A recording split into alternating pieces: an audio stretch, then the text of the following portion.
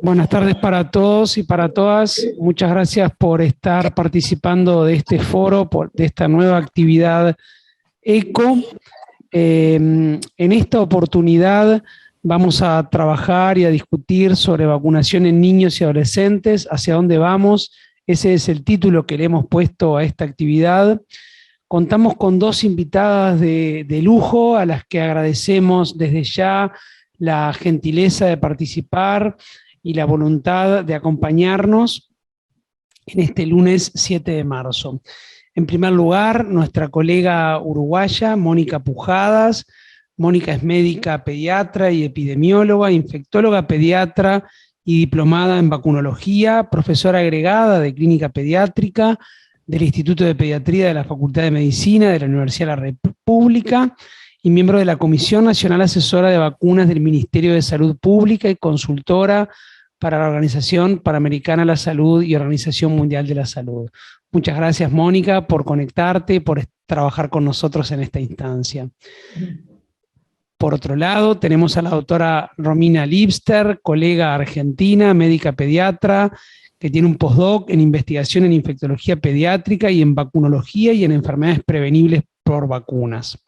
Profesora asistente también de la Universidad de Vanderbilt e investigadora científica de la Fundación Infant de Argentina. Muchas gracias, Romina, por colaborar y también por participar en esta oportunidad. La actividad de hoy, que como comentamos, es sobre vacunación y en niños y adolescentes y que vamos a coordinar con Victoria nuevamente, está pensada como un conversatorio en el cual las dos colegas van a dar primero una charla inicial breve de unos 10 minutos y luego vamos a conversar en base de algunas preguntas que nosotros hemos elaborado y otras que probablemente surjan de nuestra audiencia, de nuestro auditorio. Así que para no retrasar más el comienzo de esta actividad, le damos en primer lugar la palabra a Mónica y volvemos a agradecer a las ponentes y a todos los participantes por haberse conectado.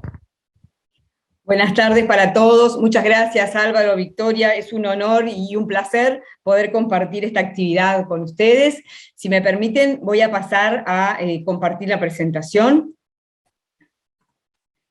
en la que nos vamos a referir básicamente, brevemente, a vacunas en niños, básicamente, niños y adolescentes, tratando de, en unos breves minutos, compartir con ustedes cuál fue sobre todo el proceso de toma de decisiones en Uruguay para la vacunación en niños. Brevemente, entonces, queríamos compartir los siguientes conceptos con ustedes. Por un lado, que vimos en todo el mundo y también en nuestro país, como vamos a mostrarles, cambios en la epidemiología y en la dinámica de la transmisión de la enfermedad por COVID, de la infección por SARS-CoV-2 en niños, y eso fue comunicado ampliamente. Como ustedes saben, fuimos pasando con lo que hace a la infección en los niños por distintas etapas. Al inicio de la pandemia, cuando había un gran desconocimiento sobre cómo iba a ser el comportamiento, los niños en realidad fueron interpretados como que podían ser grandes transmisores por su similitud con la infección por influenza. Rápidamente luego se pudo demostrar que ellos tenían en realidad menos capacidad de contagiarse, menos infecciones y también menos enfermedad o enfermedad más leve, que en general se encontraban al final de las cadenas epidemiológicas y que era muy poco frecuente que fueran casos índices, ¿verdad? Todo eso llevó a que se pudieran tomar decisiones en cuanto en todo lo que hacía a el cierre escolar, que inicialmente, como saben, se produjo en todos los países y que luego se pudo ver el bajo impacto que eso tuvo en el control de la epidemia, y por tanto llevar entonces a que se pudiera avanzar a la presencialidad.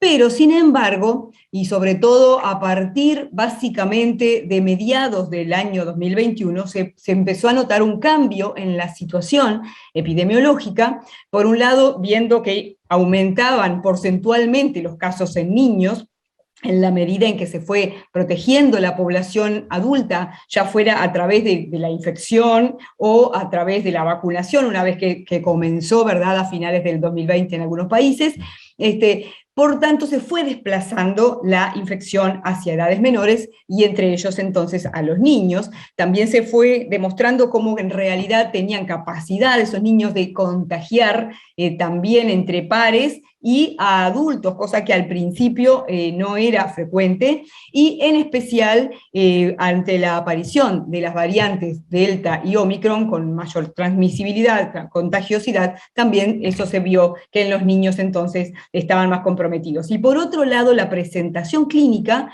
también nos mostraba algunos cambios, más allá del aumento proporcional, digamos, de los casos, también las hospitalizaciones, también ese síndrome que se describió específicamente, en principio para la edad pediátrica, que es el síndrome inflamatorio multisistémico pediátrico asociado a COVID, se fue desplazando, incluso en las primeras descripciones lo asociaban a adolescentes, y luego fue desplazándose hacia una edad escolar, básicamente con una mediana de los 9 años, y por supuesto que también dentro de lo que fueron los cambios en la epidemiología, era necesario considerar todos los otros aspectos a los que también afectaban a los niños, más allá de la infección en sí, que fueron las medidas, ¿verdad?, que se fueron tomando por parte de la comunidad para limitar y mitigar la transmisión, básicamente lo que dimos en llamar la parapandemia, y que impactó, entre otras múltiples cosas, también en lo que hacía a problemas con las coberturas vacunales de lo que hacía a otras infecciones.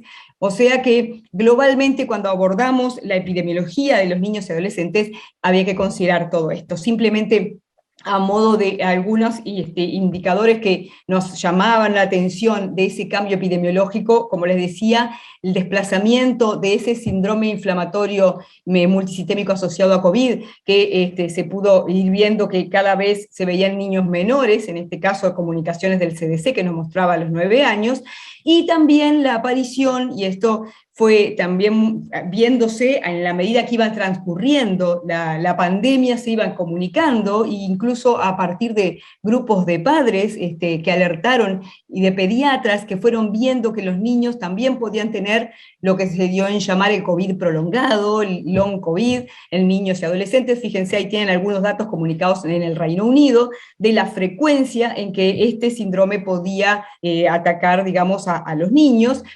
Hasta un 13% de los adolescentes podían tener síntomas 5 semanas después de la infección, y hasta un 8,2% 12 semanas, y 7,4% de entre los niños de 2 y 11 años presentaban síntomas 12 semanas después. O sea que todo esto para ver que en realidad el impacto de la infección por SARS-CoV-2 en los niños tiene su importancia, no es tan leve como inicialmente se sostenía o se podía apreciar, ¿verdad? A modo de resumen, y esto se los transcribí textual porque es como lo comunica el CDC, cuando se dio la discusión también en Estados Unidos sobre la inclusión de la vacuna de los grupos etarios de 5 a 11, simplemente para recalcar, los niños entonces se vio que por lo menos podían contagiarse, infectarse igual que los adultos. En estudios de seroprevalencia se llegó a identificar hasta 38% en niños de 5 a 11 años tasas de infección, y como señalábamos entonces, ellos pueden presentar la enfermedad en toda la gama de gravedad.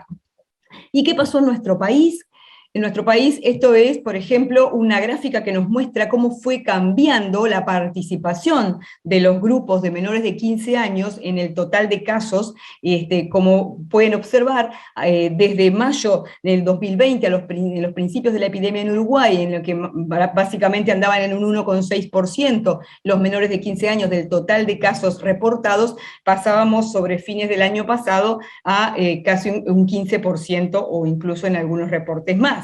Y esto, si nos mirábamos dentro de qué grupo etario se centraba, y sobre todo analizando a partir de lo que fueron las semanas 38, 39 epidemiológicas en adelante, se pudo ver que se hizo ese aumento a expensas del grupo etario de 5 a 11 años. Para recordar, Uruguay comenzó la vacunación contra COVID para la población general, básicamente el 1 de marzo de 2021, en población adulta, mayor de 18 años, comenzó en adolescentes a partir del mes de junio de 2021, y ahora veremos, pero en niños entonces aprobó la vacunación en noviembre de este año, del año pasado. Esto que señalábamos de la participación de los niños en este grupo, en Uruguay en especial, acá tenemos algunos datos. Si bien la mayoría de los niños fueron asintomáticos, hubo un 1% que requirió internación y 71 que requirieron ingreso a CTI, y como decíamos, centrado entonces estos casos en las últimas semanas epidemiológicas del año 2021, sobre todo en la franja etaria de los niños de 5 a 11 años.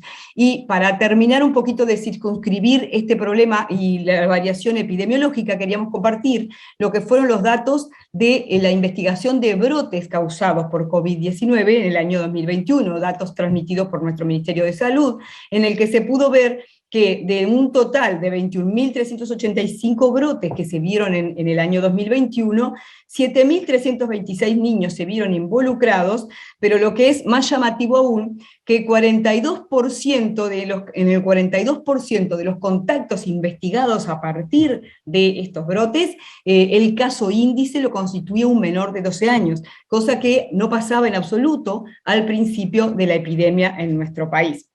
Y que en promedio los menores de 12 años generaron 11 contactos por cada caso confirmado. Este dato realmente nos hizo enfrentarnos a esta realidad del cambio entonces epidemiológico y de la dinámica de transmisión. Si por otro lado veníamos discutiendo o con el abordaje de poder extender y avanzar en la protección con las vacunas COVID, vacunas que ya estaban mostrando, ¿verdad?, ya ampliamente los resultados para otras edades, fue fundamental poder analizar qué tipo de vacunas COVID para niños había disponibles en ese momento en el mundo para poder proponer en nuestro país cuál poder recomendar, ¿verdad? Y básicamente disponíamos de datos y de evidencias de, por un lado, las vacunas a plataforma inactivada, como es la vacuna de Coronavac de Sinovac, en el que básicamente contábamos con información de cero conversión a través de uno de los estudios comunicados en Lancet, ¿verdad?, que creo que todos conocemos, pero básicamente estos estudios mostraban inmunogenicidad, mostraban amplios perfiles de seguridad, y también luego reportes desde Chile que nos comunicaron, ellos, como ustedes saben, en Chile comenzó la vacunación para niños en el mes de septiembre con la vacuna inactivada Coronavac, nos comunicaban experiencias transmitidas en China donde se mostraban más de 40 millones de niños vacunados entre 3 a 17 años, con amplio margen también de seguridad y de eficacia. Y por otro lado teníamos los reportes y los trabajos mostrando lo que era el estudio básicamente de la vacuna de Pfizer-BioNTech, mostrando los datos de eficacia de 97%, ¿verdad?, para niños con una dosis de 10 microgramos, o sea, la tercera parte de la dosis utilizada en adultos, y con un margen también muy importante de seguridad, con lo que básicamente Uruguay entonces avanzó hacia una decisión que era difícil, porque en la mirada para la indicación de la vacuna en los niños y el balance riesgo y beneficio era mucho más difícil de establecer que para otras edades, pero considerando entonces esta información, se avanzó a la recomendación de la extensión de la vacunación COVID para niños de 5 a 11. Para terminar brevemente, algunas comunicaciones que también nos estimularon a poder avanzar hacia eso fue uno de los estudios que mostraba que en Chile, una vez que empezaron a aplicar la vacuna en el grupo de 5 a 11 años, pudieron demostrar un impacto en lo que era la disminución de los casos de síndrome inflamatorio multisistémico pediátrico, y esto viene a cuenta de que en realidad cuando nos planteamos los objetivos de la vacunación para este grupo etario, debíamos considerar firmemente que, por lo recientemente dicho, el objetivo fundamental de la vacunación en este grupo es sobre todo su protección individual, contra lo que en algún momento se señalaba de que se disminuía la circulación a través de ampliando los grupos. Básicamente, obviamente que siempre toda vacunación va a aumentar o va a contribuir a la protección colectiva, pero el objetivo fundamental, y con ese espíritu fue que se aprobó en la comisión asesora, fue la protección individual para disminuir los casos de infección y sobre todo los casos que pudieran estar generando entonces complicaciones, hospitalizaciones, también el síndrome inflamatorio multisistémico pediátrico, y por otro lado, contribuir a mitigar y disminuir el riesgo de las interrupciones que pudiera haber en los procesos educativos, sociales, deportivos de los niños, con todo lo que ello implicaba. Como ejemplo reciente y como análisis que también usamos, en nuestro país teníamos cómo nos había ido con la vacuna adolescente, que les decía recién, comenzó en junio de 2021. Fíjense la efectividad que se logró para, estos son datos nacionales, de un 93,9% para prevenir infección incidente, o sea, caso nuevo realmente, esto fue lo que mostraba en la medida en que se fue aumentando la cobertura, cómo realmente impactó ampliamente con una muy buena efectividad para este grupo etario. En suma, digamos, consideramos que dado que los niños entonces se podían infectar, cursar la enfermedad con toda la gama de severidad, implicando también aumentos de casos, internaciones, considerando los cambios en la epidemiología, en la dinámica de la transmisión, considerando que las complicaciones por COVID y el long COVID se podían ver también aún en niños asintomáticos, tanto el long COVID como, por ejemplo, el síndrome inflamatorio multisistémico, muchas veces se ve obviamente semanas después, y en niños que incluso no cursaron con ningún síntoma su etapa aguda, y además teniendo en cuenta, como señalábamos, el impacto que trae COVID en niños globalmente, digamos, integrado, eso enfrentado a la situación de que había vacunas disponibles, que en realidad son vacunas que ya venían y vienen siendo probadas en el mundo, ya han dado examen, digamos, en el mundo en cuanto a su eficacia, efectividad y seguridad, se avanzó entonces hacia la recomendación de extender la vacunación a los niños de 5 a 11, en Uruguay comenzó el 12 de enero, estos son un poco los datos posteriores a la vacunación, en qué estamos ahora. Esto es la cifra, aproximadamente un 48% de cobertura, y esto en notificaciones de efectos adversos. Este es un primer reporte en un periodo analizado hasta el 6 de febrero, en el que se viene mostrando como una vacuna ampliamente segura, con muy pocos eventos adversos notificados.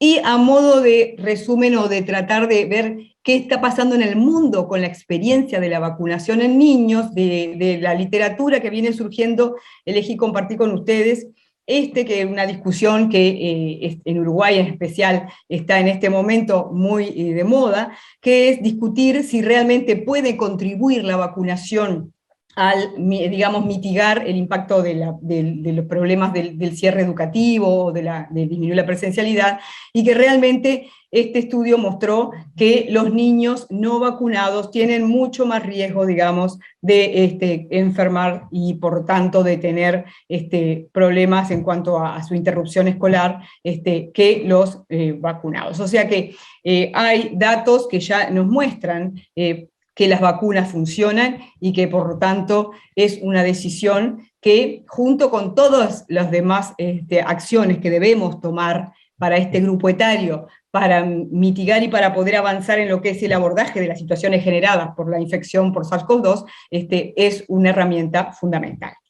Nada más, y los dejo para que las preguntas son bienvenidas, así que muchas gracias. Bárbaro, Mónica, muchas gracias, muy clara la presentación. Ahora le damos la palabra a Romina. Les recuerdo a todos, o les digo a todos, que tenemos traducción simultánea al portugués, así que eso es algo que es posible. Muchas gracias. Adelante, Romina. Bueno, primero, muchísimas gracias por la invitación. La verdad que un placer ser parte de esta discusión. Quiero decirte, Mónica, es el mejor resumen de la situación de COVID en niños y adolescentes que escuché hasta ahora. Así que aprendí un montón y te felicito. No tengo mucho más para agregar desde los datos duros. Me parece que es una mirada extremadamente precisa y acertada en cómo interpretás y cómo reflexionás acerca de este tema. No voy a agregar datos duros ni repetir lo que dijiste, me pareció fantástico. Tal vez algunas cosas de reflexión que tienen que ver más a nivel general, que me parece interesante para pensar en esta etapa donde estamos, ¿no?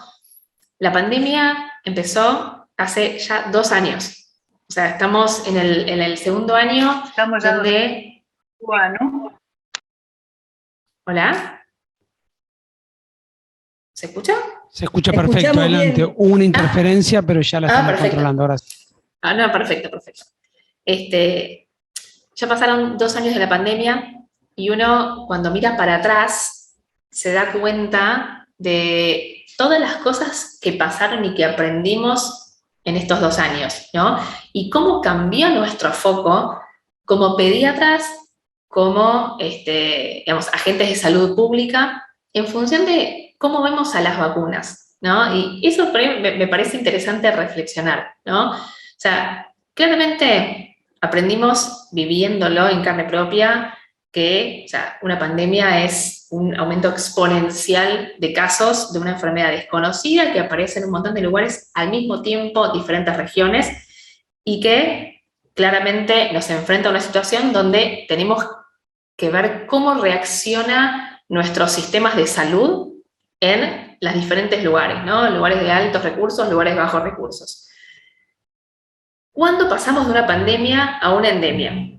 ¿No? Y hay como una palabra clave que tiene que ver con la predictibilidad, ¿no? O sea, y que básicamente lo que nos está faltando a nosotros es la capacidad de predecir qué es lo que va a pasar mañana, ¿no? Y creo que esa es una de las situaciones que hoy tiene más en vilo al mundo entero, porque de eso emergen muchas decisiones y muchas reflexiones, ¿no? O sea, nosotros sabemos que un virus endémico es un virus que circula constante a un nivel donde básicamente es predecible y que le permite a los sistemas de salud prepararse y adaptarse a lo que está pasando, disminuyendo la cantidad de vidas que se pierden por esa enfermedad, ¿no? Ahora, para que una pandemia alcance el estado endémico, es como que necesitamos conocer o saber que estamos en el estado de base. O sea, decir, bueno, ¿cuándo llega la endemia? Bueno, cuando estemos en el estado basal. No tenemos un estado basal, porque es un virus nuevo. Entonces, nos estamos enfrentando a un montón de preguntas que nos hacemos desde, bueno, ¿y qué va a pasar con esto? Lo mismo que tiene que ver con qué pasa con las vacunas. Nosotros estamos acostumbrados como pediatras, que somos tal vez lo que más cerca del mundo de las vacunas estamos, a que tenemos, por ejemplo, en Argentina, 20 vacunas diferentes incluidas en nuestro calendario nacional y que nos protegen a nuestros hijos, a los niños, contra un montón de enfermedades bacterianas, virales, que son realmente muy peligrosas. Ahora, nosotros cuando tenemos una vacuna nueva, antes de la pandemia, tardábamos 10 años en desarrollarla, 10 años en evaluarla, y hasta que la teníamos lista. Y nosotros, básicamente, lo que esperábamos como efectores de salud era que sea una vacuna muy buena para proteger contra la enfermedad grave. ¿Qué quiere decir? Que nos proteja a los chicos para que no terminen hospitalizados o en terapia intensiva, obviamente falleciendo. A lo largo de todo lo que fue, digamos, esta pandemia, pasamos de tener una enfermedad nueva hasta en menos de un año tener varias vacunas excelentes, que la verdad es que eran totalmente extraordinarias a lo que estábamos acostumbrados a conocer. Antes, con suerte, teníamos una vacuna excelente en proteger contra una complicación o contra la severidad de una enfermedad, pero tal vez no eran tan buenas en cortar la enfermedad sintomática. O sea, vos podías tener una enfermedad por varicela, pero la vacuna te previene la complicación o la hospitalización por varicela. Y estábamos muy contentos con esos números y muy contentos con esa situación. Cuando empezó la pandemia y todo nuestro mundo se hizo público, como si fuera una gran vidriera, y empezamos a trabajar de una manera muy, todos mirando lo que hacíamos, como si fuera una especie de gran hermano, donde todos opinaban, donde todos seguían al momento de lo que estábamos haciendo, empezó la comunidad en general a estar muy involucrada en el día a día de la generación de las vacunas, porque claramente era lo que más nos preocupaba en el mundo, por la situación donde estábamos viviendo. Entonces, cuando salió la primera vacuna y fue anunciada la eficacia de la primera vacuna, que fue la vacuna de Pfizer, con una eficacia altísima para prevenir la enfermedad sintomática. Entonces, ¿qué pasa? El público general y, digamos, la comunidad creen que una vacuna con un 95% de eficacia en proteger contra la enfermedad sintomática, por supuesto, es una vacuna fantástica, pero que todas las vacunas deben hacer eso. Entonces, hoy en día estamos, obviamente, a medida que pasó el tiempo y a medida que se fueron desarrollando muchas más vacunas con diferentes perfiles, si una vacuna hoy, en vez de proteger un 95%, protege un 80% contra la enfermedad sintomática, que tal vez es un resfrío, genera mucha ansiedad. Cuando en realidad lo que uno tiene que estar midiendo es si una vacuna nos protege contra la complicación, nos protege contra la hospitalización. Entonces, estamos, por un lado, tratando de encontrar esa predictibilidad y ver cuándo esto se va a convertir en una enfermedad endémica, al mismo tiempo que también estamos pasando de tratar de prevenir por completo, digamos, una enfermedad, a tratar de prevenir una enfermedad severa, tratar de prevenir la hospitalización y tratar de prevenir que nuestro sistema de salud colapse. Entonces, uno de los grandes desafíos que tenemos hoy es que, más allá, digamos, ahora hablando en un ratito específicamente de los niños y adolescentes, es que necesitamos entender qué queremos de una vacuna hoy, habiendo tenido estos 2 años de experiencia, donde se desarrollaron vacunas excelentes, incluso muchísimo mejores de las que tuvimos históricamente en prevenir enfermedades sintomáticas. Hoy tenemos que lograr concentrarnos en entender cómo prevenir enfermedad severa, complicaciones, internaciones y sobrecarga en el sistema de salud. Entonces, de esa manera vamos a poder volver a la vida normal, digamos, donde tal vez no importa si no prevenís un resfrío, importa que ese resfrío no te lleve al hospital. Y ese switch en el entendimiento y en la interpretación en la comunidad es uno de los principales desafíos que tenemos hoy, porque todo lo relacionado a la enfermedad de las vacunas genera muchísima ansiedad. Entonces, una de las cosas que vos decías muy bien, Mónica, con respecto a los niños, que es clásicamente es la pregunta de todos: ¿tengo que vacunar o no tengo que vacunar a los chicos? Claramente sabemos que es el grupo con menos riesgo de enfermedad severa, con menos riesgo de enfermedad, pero sabemos que hay un grupo pequeño de chicos que cuando se infectan desarrollan una enfermedad grave. Esos chicos se pueden proteger con una vacuna. ¿Por qué no los protegerías? Entonces acá viene la pregunta, que es un poco la discusión que se está dando en diferentes lugares del mundo, donde hay ciertos países que dicen, bueno, bárbaro, pero, y esto es algo más a nivel global, si yo doy las vacunas a prevenir enfermedad en grupos de bajo riesgo en países de altos recursos, estoy dejando sin vacunas que prevengan enfermedad a grupos de alto riesgo en países de bajos recursos. Entonces, ¿cómo tiene que ser? Es una pregunta o una reflexión más ética. ¿no? Que se plantea mucho más, por ejemplo, en Europa, ¿no? En diferentes editoriales donde uno va, o en grupos de discusión. Entonces hoy las preguntas tienen más que ver con comunitario versus individual, con riesgos de niños que no tienen riesgo versus aquellos que tienen enfermedades de base, comorbilidades, o están en un contexto donde hay convivientes que tienen factores de riesgo.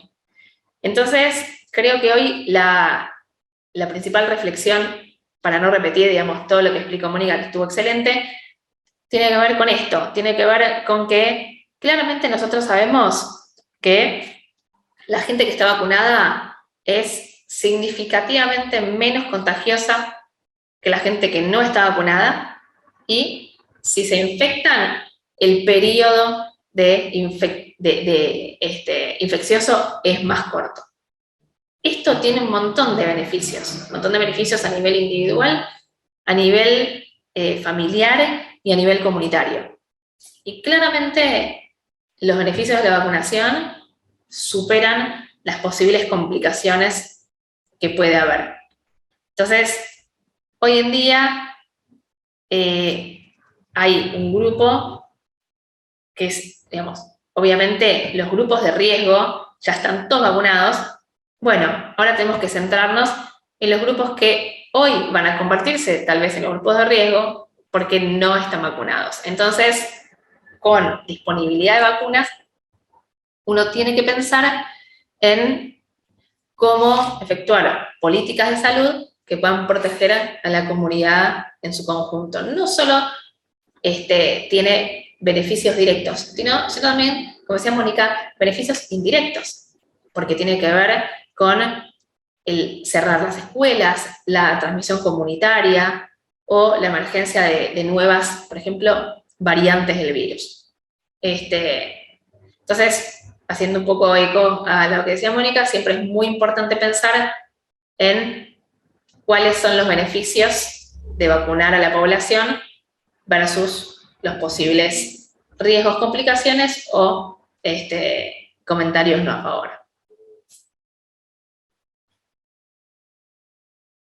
Fue un poquito más reflexivo. Sí, nos dejaste pensando en todo esto. Para empezar un poco con las preguntas, queda clarísimo todo lo que expusieron y lo que habló Mónica también del beneficio vacunal. ¿Qué pasa con los menores de 5? ¿Qué pasa en la balanza riesgo-beneficio? ¿Cuáles serían los beneficios para esa población que es la que nos va quedando? No sé, ¿cuál de las dos quiere empezar?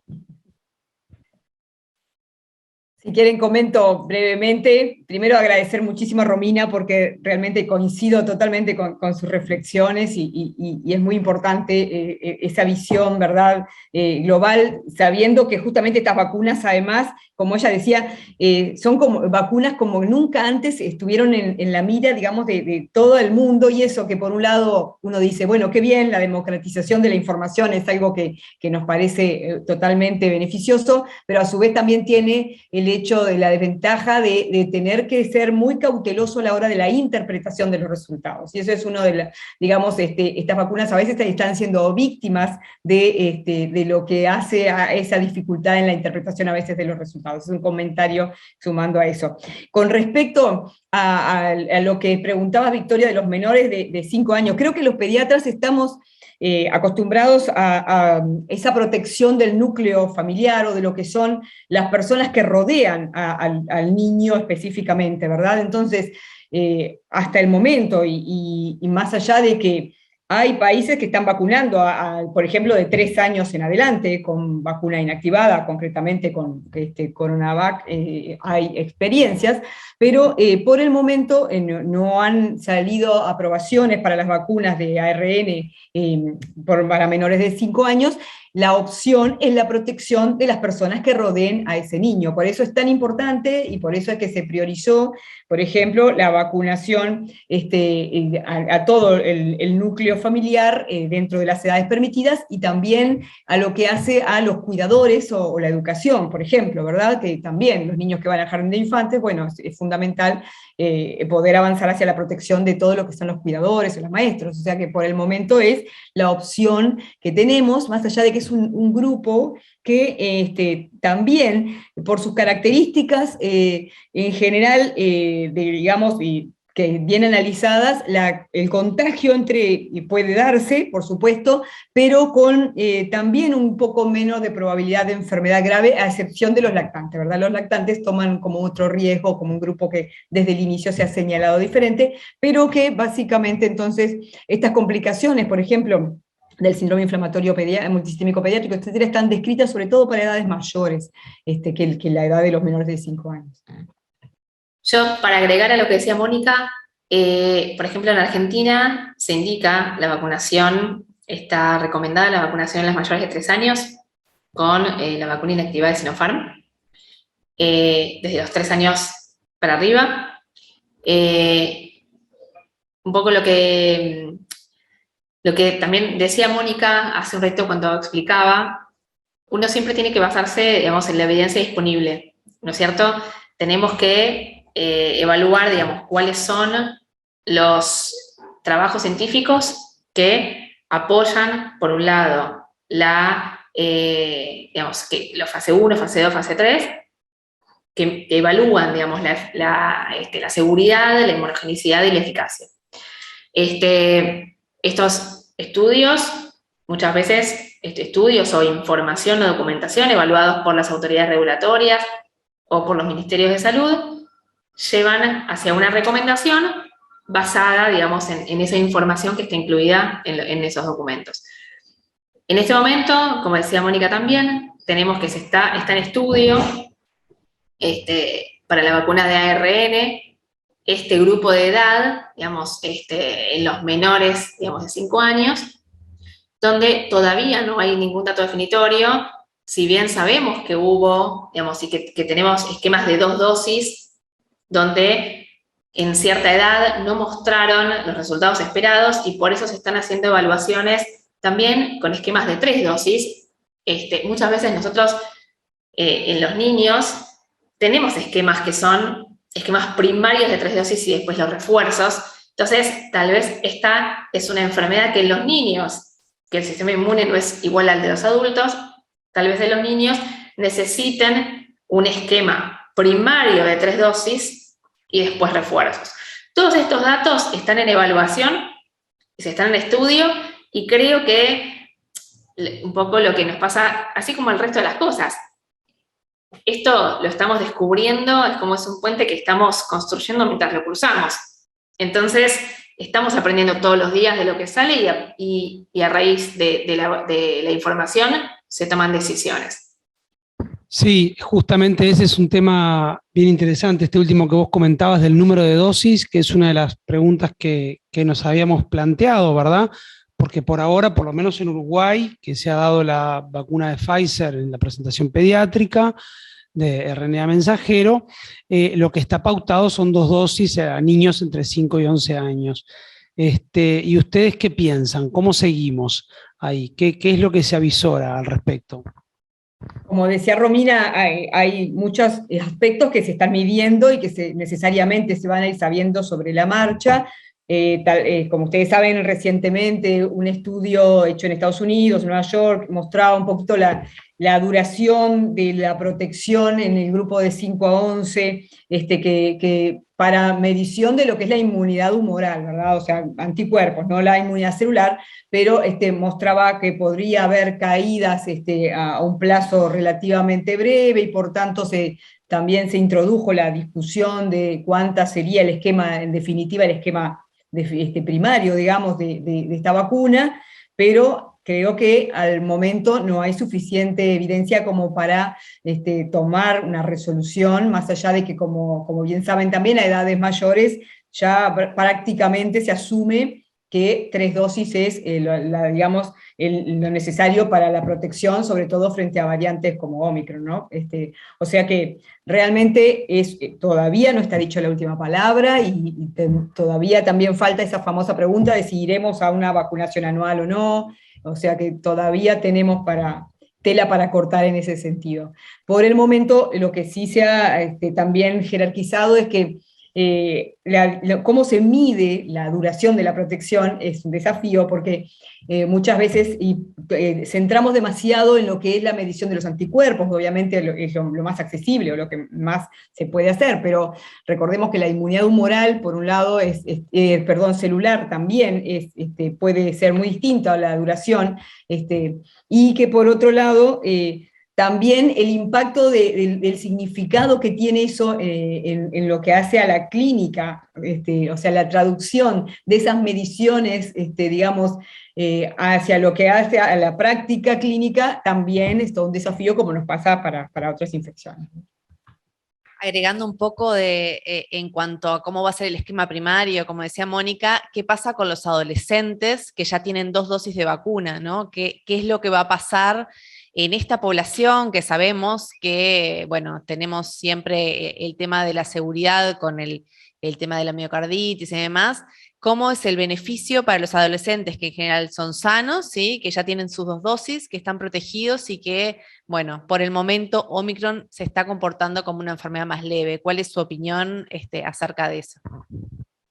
Yo coincido con Mónica en que los datos se están generando ahora. O sea, pensemos que los estudios de niños y adolescentes empezaron mucho después de los estudios de adultos, y que los tiempos todavía de los estudios de eficacia no alcanzan para poder evaluar qué es lo que va a pasar. Hay decisiones de los países, donde uno dice, bueno, hay determinados países que por su característica de población, por las características de la vacunación que ellos dan, digamos, las tecnologías, las plataformas, y por una decisión de cada gobierno, deciden o no administrar terceras dosis. Pero a nivel evidencia, todavía nos faltan algunos datos para entender cuál es el mejor paso a seguir. ¿Está bien? ¿Está mal? No está bien ni está mal. Creo que cada país evalúa en función de sus propias características y cómo circula, cómo se comporta el COVID en las poblaciones y las características de la población en general. No es lo mismo un país de altos recursos con un sistema de salud que está totalmente equipado y preparado, que un país de bajos recursos que de por sí antes de la pandemia ya estaba muy estresado en poder dar cuidado a toda la población, y con esto se suma obviamente un factor de estrés importante. Entonces, las decisiones son basadas en múltiples factores, más allá de la evidencia que se esté generando.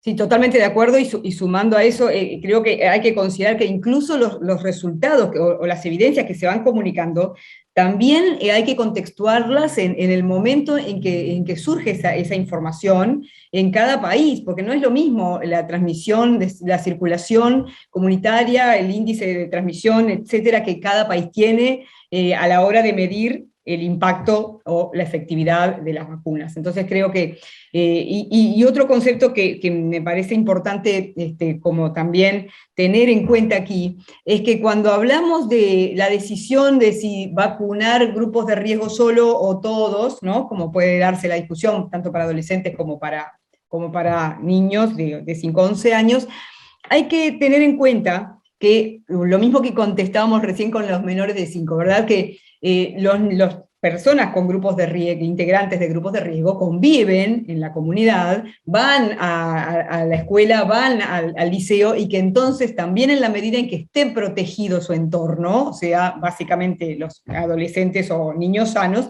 también vamos a proteger a los grupos de riesgo, porque a veces está un concepto que no necesariamente es dicotómico, de grupos de riesgo, que nadie tiene duda obviamente de que a ellos sí hay que protegerlos, pero tener ese concepto de la comunidad como un todo y de la integración que además promovemos que tengan esas personas en lo que es la comunidad, ¿verdad? Clarísimo. Bueno, muchas gracias. Hay otra pregunta que en realidad tiene que ver con que hace una colega que está conectada, que es el tiempo después de haber cursado ¿Cuánto tiempo después de haber cursado una enfermedad se puede vacunar un niño?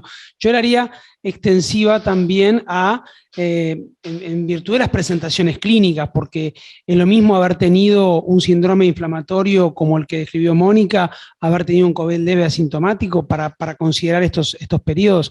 Entiendo que a nivel poblacional hay que tomar una decisión práctica para todo el mundo la misma, porque de lo contrario es imposible. A vos te tocan un mes, a vos 3, pero digo, ¿cómo se toma esa decisión? ¿En qué se basa? En realidad, creo que, y probablemente después Romina nos dirá en Argentina cómo hacen, como bien decís Álvaro, se han tomado un plazo en base a elementos como estimación de la protección luego de la infección, qué interferencia puede haber con, digamos, la respuesta generada por la propia infección versus la vacuna, etc.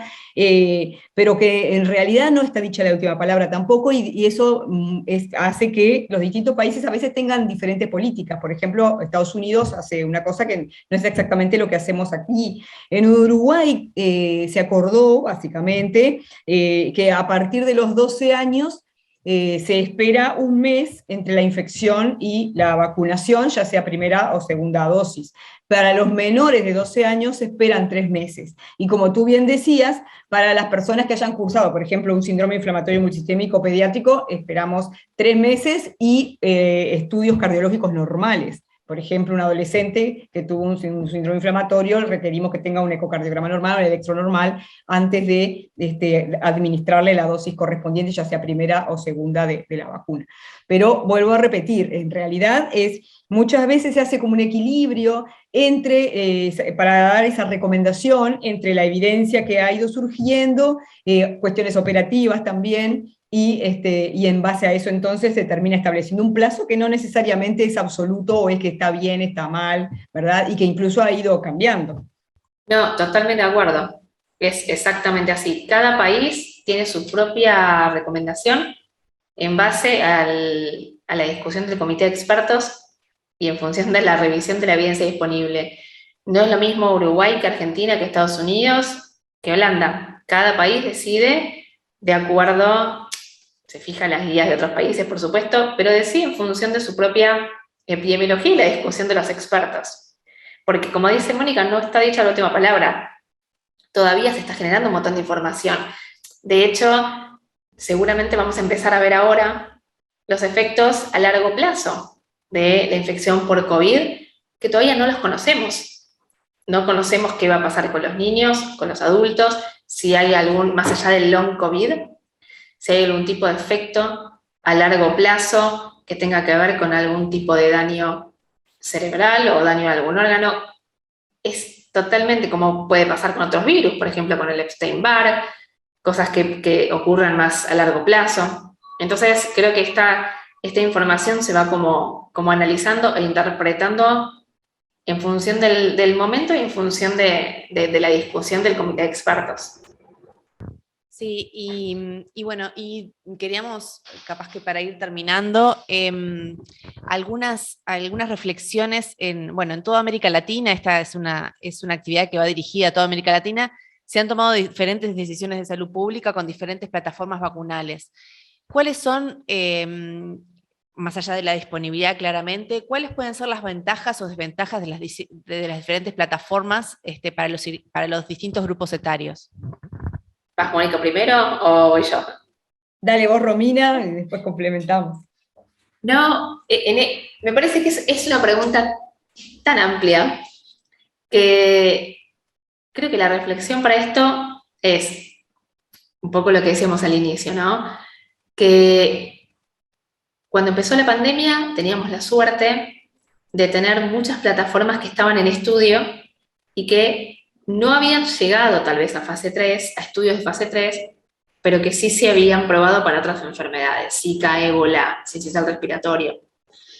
Eso ayudó muchísimo a que podamos avanzar muy rápido con las plataformas que hoy tenemos disponibles y que son novedosas, por ejemplo, las plataformas de vector, por ejemplo, las plataformas de ARN, que claramente demostraron una eficacia altísima, que fue sorpresivamente alta, y un perfil de seguridad muy aceptable. Y esto va también en referencia a que, así como se desarrollaron nuevas tecnologías, también se aprovechó las tecnologías que existían. Creo que cuando empezó la pandemia, todos los grupos que tenían tecnologías de vacunas dijeron, vamos a tratar de sacar una vacuna contra el COVID. Entonces, los que tenían capacidad de hacer vacunas inactivadas, hicieron vacunas inactivadas. Los que tenían capacidad de hacer vacunas ARN, hicieron vacunas ARN. Y creo que eso nos dio la oportunidad única de poder comparar todas las plataformas al mismo tiempo.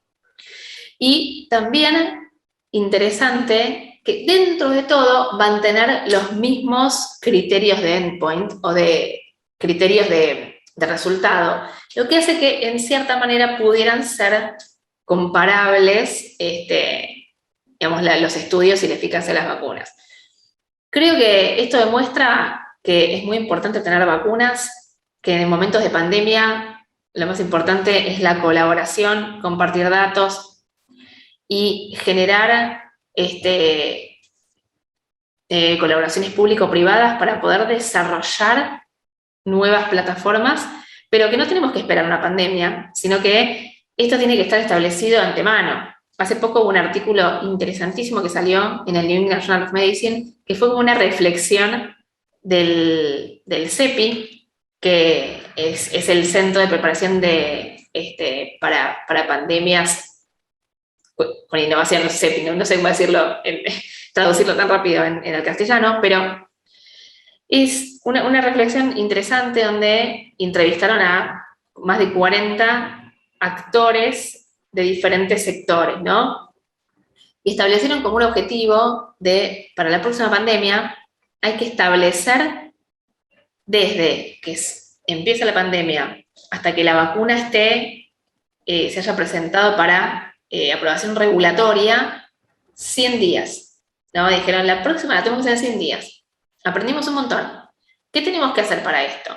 Bueno, tenemos que tener un montón de gente trabajando en tener plataformas pretesteadas, en entender mucho mejor los marcadores, los biomarcadores que pueden ayudarnos a hacer los estudios más cortos y que tal vez se puedan hacer solamente como estudios de inmunogenicidad. Tenemos que tener plataformas como para hacer la escalabilidad en la manufactura, en la distribución. Bueno, todas estas cosas aplicadas a las nuevas tecnologías y también aplicadas a las que ya tenemos que sabemos que funcionan muy bien. ¿Cuándo vamos a virar hacia lo nuevo y dejar lo viejo? Bueno, cuando se demuestre que es mejor y que es posible darlo a todo el mundo. Creo que en este momento la reflexión es que gracias a que hubo un montón de países trabajando al mismo tiempo, tuvimos un montón de vacunas distintas, pero que pudieron suplir a muchísimas regiones. Con una sola vacuna no alcanzaba. Lo que tenemos que mirar es hacia la colaboración futura. Totalmente de acuerdo con lo que señala Romina, y creo que un concepto que es importante justamente es de que no existen vacunas de tipo A o de tipo B, que primero que es digamos, el hecho de que se haya podido desarrollar, la manera en que se desarrollaron, la velocidad con la que se desarrollaron y la calidad, realmente nos tiene que hacer reflexionar sobre lo que han sido los avances de la vacunología. Esto era impensable años atrás, que pudiéramos contar en el plena pandemia con un desarrollo de vacunas tan rápido. Y entonces, en ese sentido, es importante señalar, como bien decía Romina, cómo podemos ir midiendo el funcionamiento de esas vacunas, necesariamente poniéndonos bien de acuerdo en cuáles son los endpoints, porque pueden ser diferentes y no necesariamente quiere decir que una sea mejor, que otra sea peor, y eso es importante también transmitirlo y transmitir la seguridad digamos, a la población cuando recomendamos las vacunas, y justamente a propósito de lo que hace a que la información a veces es tan heterogénea, que hace falta también una guía o una mirada de qué es lo que realmente queremos, cuáles son los objetivos de una vacuna. Nosotros no estamos acostumbrados, la población nunca se cuestionaba cuál era el objetivo de vacunar para varicela, o cuál es el objetivo de vacunar para la tos convulsa. Sin embargo, con las vacunas COVID, todo el mundo discute, ¿verdad?, la plataforma, y entonces es importante tener ese concepto, y creo que también es importante seguir bregando por la equidad en lo que es la distribución de las vacunas a nivel mundial, teniendo en cuenta de que en lo que hace al marco de lucha en la pandemia, sabemos bien que en la medida en que siga habiendo zonas extensas con bajas coberturas, la emergencia de nuevas variantes de preocupación necesariamente van a ser un desafío para el control global de la pandemia. Bueno, tenemos que ir cerrando. La verdad que ha sido muy buena esta conversación y estas reflexiones sobre un tema que es, bueno, de gran actualidad, por decirlo de alguna forma. Ha quedado claro cuál fue el racional para tomar la decisión de vacunar a los niños, los cambios en la epidemiología, la protección contra enfermedad grave con el aumento de las hospitalizaciones, del síndrome inflamatorio y bueno, de las características que puede llegar a tener el COVID, que todavía nos falta mucho por conocer.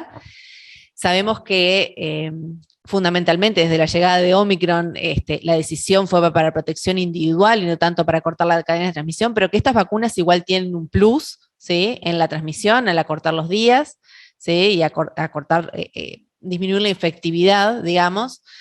Queremos, bueno, invitarlos a todos a que completen la encuesta de satisfacción, e invitarlos a todos para el 21 de este mes a las 10:30 de la mañana, donde vamos a estar discutiendo algunos aspectos de vacunas en adultos. Y bueno, y las vamos a invitar a ambas a hacer las últimas reflexiones antes de cerrar esta actividad. No sé si Romina quiere empezar. Creo que, poco como reflexión, ya lo dije antes, aprendimos muchísimo de estos 2 años. Fue sorpresivo, como pocas veces estuvimos como en un lugar donde todo el mundo quería ser científico, cosa que es bárbaro. Y nos dimos cuenta de cuáles son las prioridades en función de las vacunas, como decía Mónica, ¿no? O sea, entender para qué queremos las vacunas, qué queremos que protejan las vacunas. O sea, estas vacunas fueron excepcionalmente fantásticas. No sé si va a pasar siempre lo mismo, o sea, ojalá, pero lo que nos importa es que sea una vacuna que te proteja de ir al hospital o morir, básicamente. Pero no una vacuna que te proteja 100% del resfrío. Bueno, tal vez es una excelente vacuna. Que las vacunas de hoy te protejan 100% contra hospitalizarte y morir es un logro gigantesco, gigantesco. Y me parece que como aprendizaje tendríamos que pensar en, a partir de ahora y en adelante, cómo fortalecer nuestros países para prepararnos para la próxima pandemia. O sea, esta no terminó todavía, pero todos estos aprendizajes nos tienen que servir para empezar a construir y que no quede ahí cuando termine la pandemia y todos volvamos a la pseudo-normalidad, que no hayamos hecho nada para prepararnos para la próxima. Y creo que ese es un poco, para mí, el punto más importante que me gustaría resaltar. La pandemia nos sacudió a todos y fue, digamos, una experiencia única en el mundo, con todas las consecuencias y el desastre que trajo. La buena novedad fue que se pudieron desarrollar vacunas en tiempo récord y con muy buenos perfiles de eficacia, efectividad y seguridad. Y por tanto creo que justamente el aprendizaje que nos deja es el que decía Romina, que tenemos que, por un lado, habiéndose demostrado las bondades, digamos, de esta herramienta, aplicarla adecuadamente, luchar porque puedan llegar a todos, y dentro de eso implica también el extenderlo a lo que son los grupos de edades en la medida en que vayan surgiendo evidencias, porque en toda la pandemia hubo oportunidad desde la infectología pediátrica de demostrar el rol de los niños y adolescentes, que realmente no fue tan sencillo de visualizar inicialmente. Entonces creo que ese es otro aprendizaje que nos deja la pandemia, y como bien señala Romina, esto, digamos, para poder tomar lecciones aprendidas y tener oportunidades, debemos saber cómo enfrentar nuevas pandemias que lamentablemente todos sabemos que van a venir, y por tanto la vacunación sigue teniendo su rol, y realmente así como ha servido para eliminar, erradicar y controlar otras enfermedades infecciosas, acá estamos en esa situación también, y entonces debemos optimizar su uso y promover, promoverla como una herramienta fundamental de prevención. De acuerdo, muchas gracias. Muchísimas gracias por la participación a Mónica y a Romina y a todos Muchas los gracias. colegas que han participado. Les recordamos llenar la encuesta de satisfacción y les recordamos que nos vemos el 21 de marzo, 10:30 de la mañana, y ahí vamos por el lado de las vacunas en adultos, donde también hay preguntas que todavía no tienen respuestas y bueno, veremos si de acá al 21 hay alguna o si quedarán en el tintero. Un abrazo a todos, muchas gracias. Muchas gracias. Gracias por la ustedes, invitación. un placer. Chao. Gracias. Chao, chao.